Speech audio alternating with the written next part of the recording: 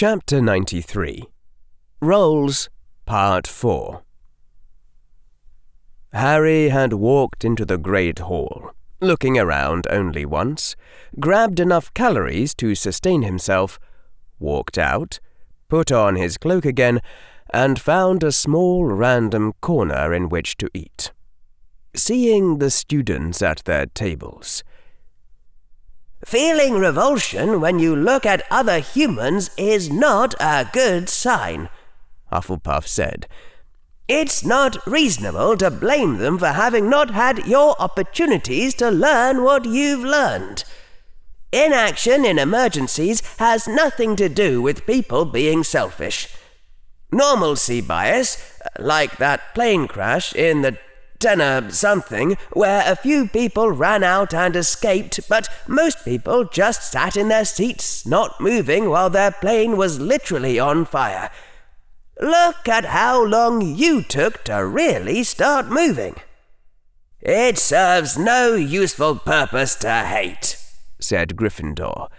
"It's just going to damage your altruism.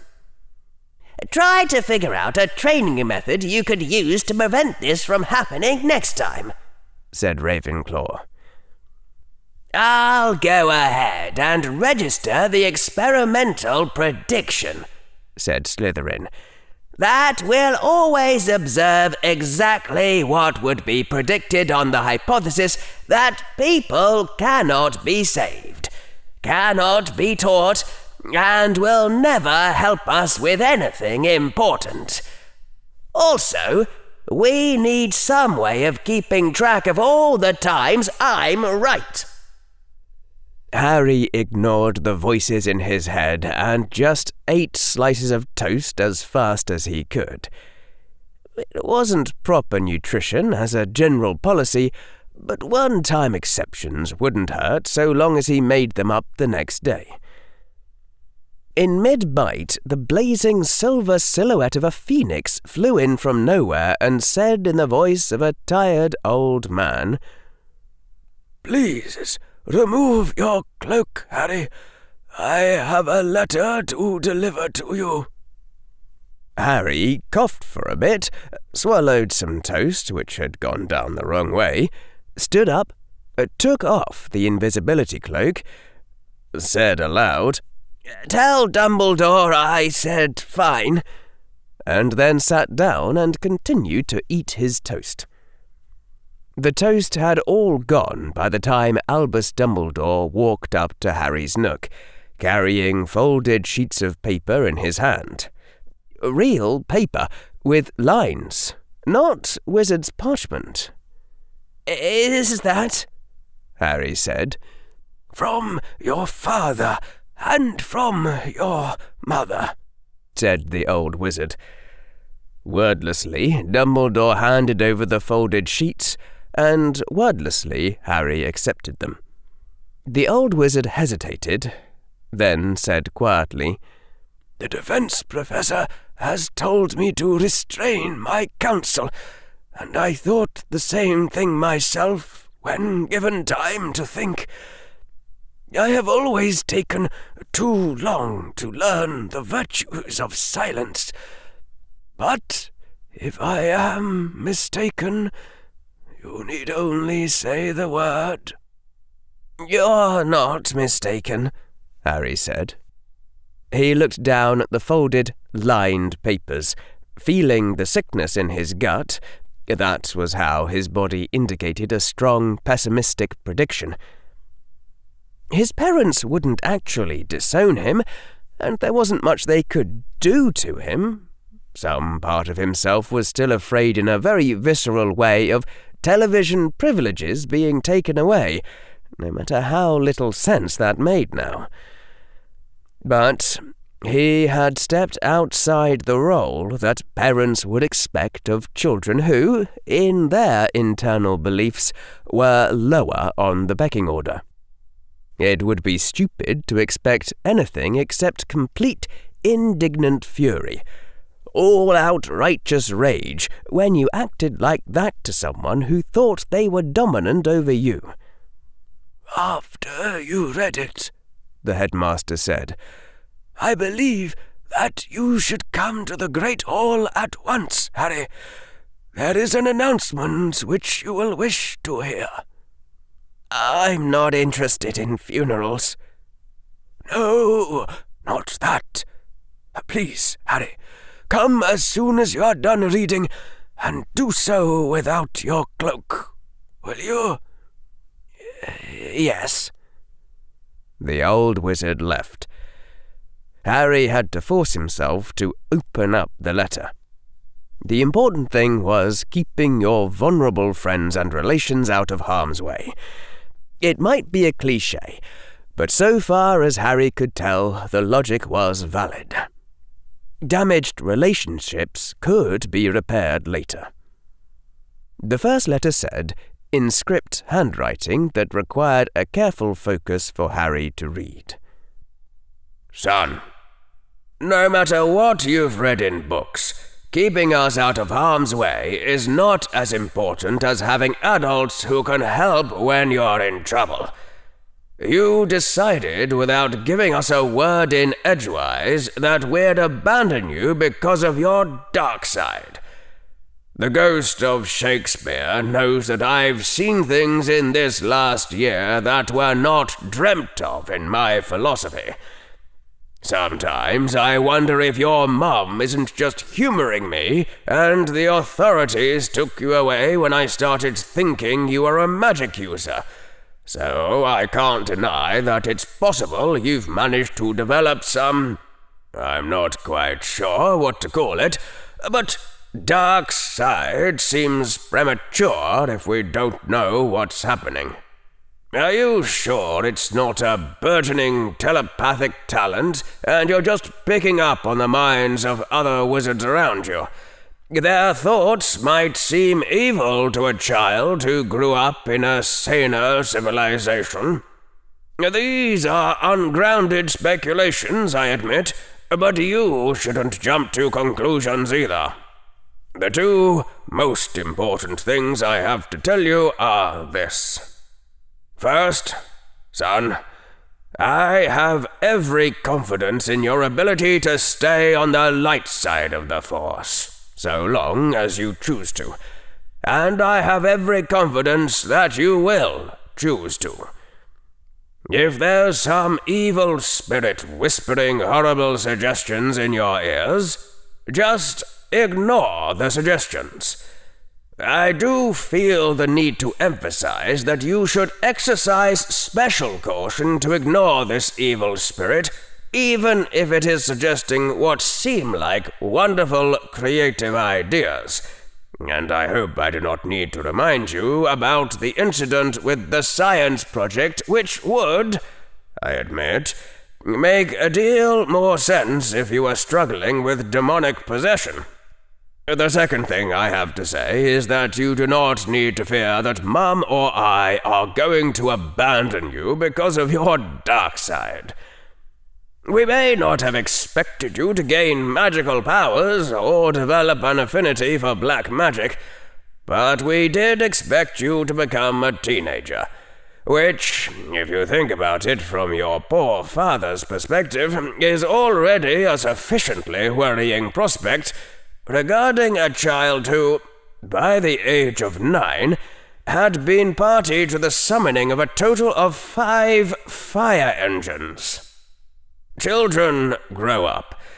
I won't lie to you and say that you'll feel as close to us at 20 as you do now, but your mum and I will feel just as close to you when you're old and grey and bothering the nursing home robots. Children always grow up and away from their parents, and the parents always follow them from behind, offering helpful advice. Children grow up, and their personalities change, and they do things that their parents wish they would not do. And they act disrespectfully toward their parents and have them hauled out of their magical schools, and the parents go on loving them anyway. It is nature's way. Though, in the event that you have not yet hit puberty and your teenage years are proportionately worse than this, we reserve the right to reconsider this sentiment. No matter what is happening, remember that we love you, and will always love you no matter what. I don't know if our love has any magical power under your rules, but if it does, don't hesitate to call on it. With all of this said, Harry, what you did there is not acceptable. I think you know that, and I also know that it is not the time to lecture you on it. But you must write and tell us what is happening. I can understand very well why you'd want us taken out of your school at once, and I know we can't force you to do anything. But please, Harry, be reasonable, and realize how terrified we must be. I would like to tell you that you are absolutely forbidden to mess around with any magic that the adults around you consider the least bit unsafe. But for all I know, the teachers at your school are giving everyone lessons in advanced necromancy every Monday. Please exercise as much caution as your situation permits, whatever your situation may be. Despite your very hurried summary, we don't have the slightest idea what's happening, and I hope that you will write us as much as you can. It is clear that you are, at least in some ways, growing up, and I will try not to act like the children's book parent who only makes things worse.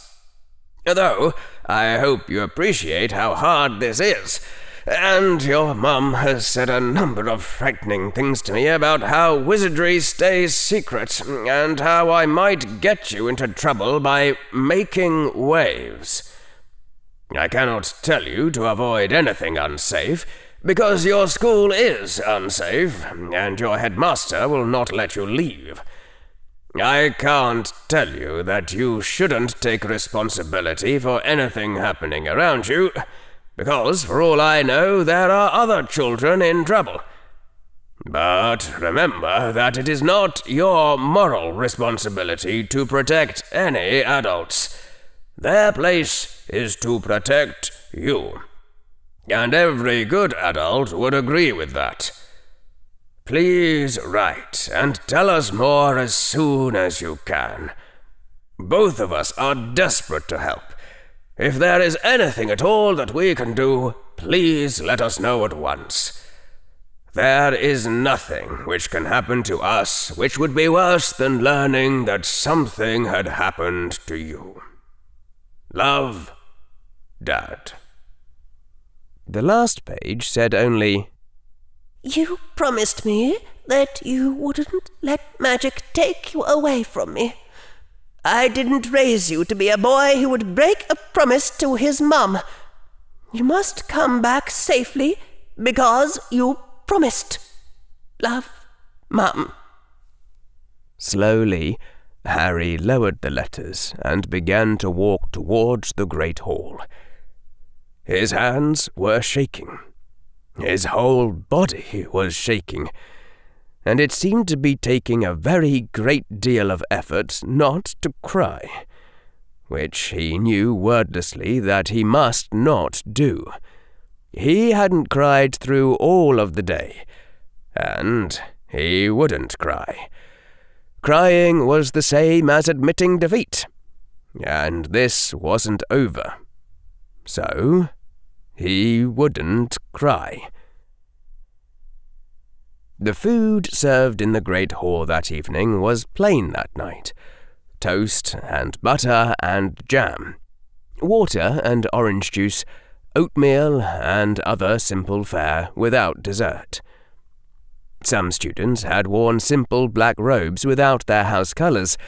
Others had still worn theirs. It should have been cause for argument, but there was instead a quietness. the sound of people eating without talking. It took two sides to make a debate, and one of the sides, this night, was not much interested in debating. Deputy Headmistress Minerva McGonagall sat at the head table and did not eat. She should have. Perhaps she would in a short while, but she could not force herself to do it now. For a Gryffindor, there was only one path. It had taken Minerva only a short time to remember that, when, after the defense professor's urgings, her mind had stayed empty of clever plots to try. That was not a Gryffindor's way. Or perhaps she ought to say only that it was not her way.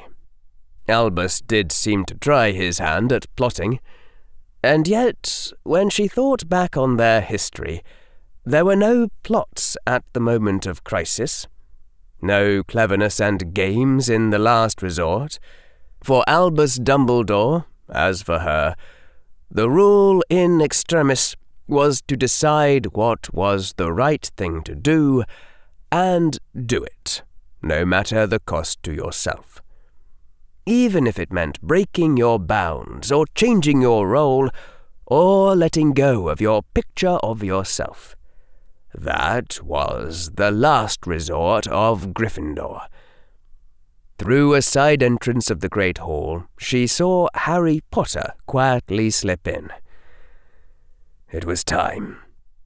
Professor Minerva McGonagall rose from her chair, straightened the worn point on her hat, walked slowly to the lectern before the head table. The sounds in the Great Hall, already muted, fell away entirely as all students turned to look at her. "By now, you've all heard," she said, her voice not quite steady, "that Hermione Granger is dead." She didn't say those words aloud, since they had all heard. "Somehow, a troll was infiltrated into the castle Hogwarts without alarm from our ancient wards. Somehow, this troll succeeded in injuring a student without alarm from the wards until the point of her death. Investigations are underway to determine how this has occurred. The Board of Governors is meeting to determine how Hogwarts will respond. In due time, justice shall be served. Meanwhile, there is another matter of justice which must be handled at once. George Weasley, Fred Weasley, please come forward to stand before us all." The Weasley twins exchanged glances where they sat at the Gryffindor table, and then stood up and walked toward her. Slowly, reluctantly. And Minerva realized then that the Weasley twins thought that they were to be expelled. They honestly thought that she would expel them. That was what the picture of Professor McGonagall who lived in her head had wrought. The Weasley twins walked over to the lectern, looking up at her with faces that were frightened but resolute, and she felt something in her heart break a little further. "I'm not going to expel you," she said, and was saddened further by the surprised look on their faces. "Fred Weasley, George Weasley, turn and face your classmates. Let them see you." Still looking surprised, the Weasley twins did so. She drew up all the steel in her heart and said what was right. "I am ashamed," said Minerva McGonagall, "of the events of this day. I am ashamed that there were only 2 of you. Ashamed of what I have done to Gryffindor. Of all the houses, it should have been Gryffindor to help when Hermione Granger was in need, when Harry Potter called for the brave to aid him. It was true.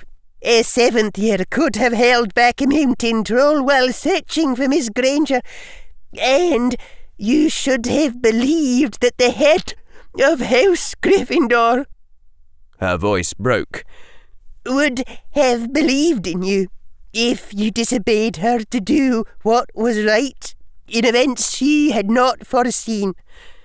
And the reason you did not believe this is that I have never shown it to you. I did not believe in you. I did not believe in the virtues of Gryffindor itself. I tried to stamp out your defiance instead of training your courage to wisdom.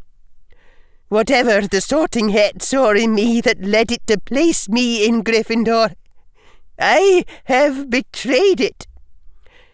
I have offered my resignation to the headmaster as deputy headmistress and as the head of House Gryffindor." There were cries of shock and dismay, and not only from the Gryffindor table, as Harry's heart froze within his chest. Harry needed to run forward, say something. He hadn't meant for this to...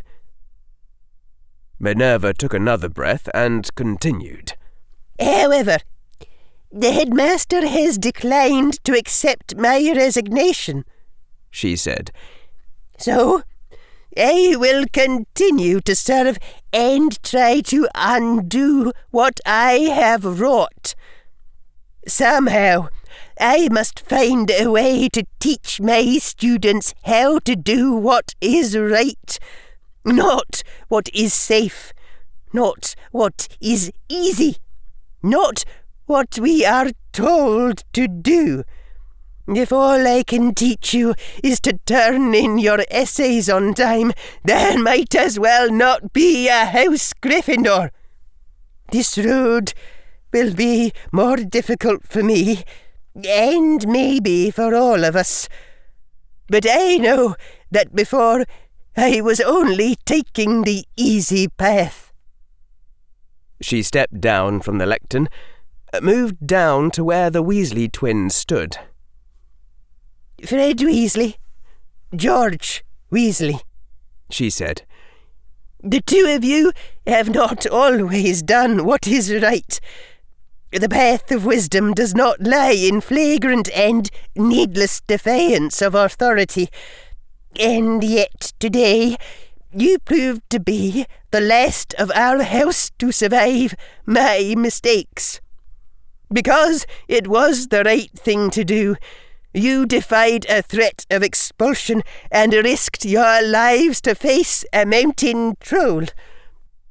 For your astounding courage that honours your house to have you, I award each of you 200 points for Gryffindor." Again, the look of shock on their faces. Again, the pain like a knife through her heart. She turned to face the other students. "I will not award any points to Ravenclaw," she said. "I suspect that Mr. Potter would not want them. If I am wrong, he may correct me and take as many house points as he pleases. But for whatever it's worth, Mr. Potter, I am..." Her voice faltered. "I am sorry." "Stop!" Harry screamed, and then again, "Stop!" the word sticking in his throat. "You don't have to, Professor." Something inside him was twisting, threatening to split him open, like a giant's hand wrenching at him to tear him in half. "And you shouldn't forget Susan Bones and Ron Weasley. They also helped. They should get house points too." "Miss Bones and the young Weasley," said Professor McGonagall. "Rubius said nothing of that. What did they do?" Miss Bones tried to stun Mr. Hagrid when he tried to stop me, and Mr. Weasley shot Neville when Neville tried to stop me. They should both get points, and so should Neville." Harry hadn't thought to imagine it before, the way Neville must be feeling now, but the instant he'd thought, he knew. "Because Neville tried to do something, even if it wasn't the right thing. Doing what's right is the second lesson. You can start practicing that after you learn to do anything at all." 10 points to Hufflepuff, Miss Bones," Professor McGonagall said, her voice breaking in the middle. 10 points to Gryffindor, Ron Weasley. Your family has done itself exceedingly proud this day. And 10 points to Hufflepuff for Neville Longbottom, for standing up to Mr. Potter and doing what he thought was right. "You shouldn't," screamed a young voice from the Hufflepuff table, followed by a single choking sound. Harry looked there, and then quickly looked back at Professor McGonagall and said, as steadily as he could, "Neville's right, actually. You can't award literally 0 points for the part where you get the action correct. That sends the wrong message too. But he was halfway there, so it could be 5 points instead." Professor McGonagall looked, for a moment, like she couldn't think of what to say. But then her eyes went to Neville's place at the table, and she said, "As you wish, Mr. Potter. What is it, Miss Bones?" Harry looked and saw that Susan Bones had stepped forward, wiping at her own eyes, and the Hufflepuff girl said, "Actually, Professor McGonagall, General Potter didn't see it, but Captain Weasley and I weren't the only ones who tried to get in Mr. Hagrid's way after he ran out. Before some of the older students stopped us. But we managed to slow Mr. Hagrid down a minute so General Potter could get away." "You've got to give them points too," said Ron Weasley from the Gryffindor table, "or I won't take any." "Who else?" said Professor McGonagall, her voice a bit unsteady. 7 other children stood up. "What was that our Slytherin side was saying about predicting nothing would ever work?" said Hufflepuff. Something in Harry cracked, so that he had to exert all his force to hold himself together. When all had been said and all had been done, Minerva went to where Harry Potter stood. Though it was not her greatest skill, she cast a ward about them to blur vision and muffled sounds with another thought. "You didn't have to," said Harry Potter. "You shouldn't have said." He sounded like he was choking. "Professor, everything I said to you was hurtful and hateful and wrong." "I already knew that, Harry," she said. "Even so, I wished to do better." There was a feeling of lightness in her chest, much as one might experience after stepping off a cliff, when your legs no longer had to hold your body upright. She wasn't sure she could do this. She didn't know the way, and yet for the first time it seemed possible that Hogwarts wouldn't become a sad ghost of its former self when she became its headmistress. Harry stared at her, then made an odd noise that sounded like it had been forced from his throat and covered his face in his hands.